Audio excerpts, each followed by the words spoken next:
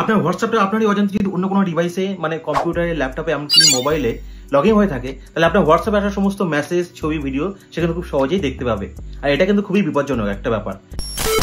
আর এর জন্য আমাদের প্রত্যেকেরই উচিত এখনই চেক করে নেওয়া যে আমার হোয়াটসঅ্যাপটা অন্য কোনো ডিভাইসে লগ ইন করা আছে কিনা। যদি করা থাকে তাহলে আমাদের ফোন থেকে সেটাকে লগ আউট করে দিতে হবে। কিভাবে করবেন চলুন সেই প্রসেসটাই আমি আপনাদেরকে দেখিয়ে দিচ্ছি। সরাসরি আপনি আপনার ফোনের হোয়াটসঅ্যাপটা ওপেন করে নেবেন। ওপেন করে নেওয়ার পর একদম উপরে ডান দিকে যে তিনটে ডট আছে আপনি তার উপরে ট্যাপ করে নেবেন। ট্যাপ করে নিলে এখান থেকে আপনি খুঁজে পেয়ে যাবেন লিঙ্ক ডিভাইস, আপনি তার উপরে ট্যাপ করে দেবেন। ট্যাপ করলে দেখতে পাবেন যে আমার এখানে ডিভাইস স্ট্যাটাসের মধ্যে দেখাচ্ছে উইন্ডোজ।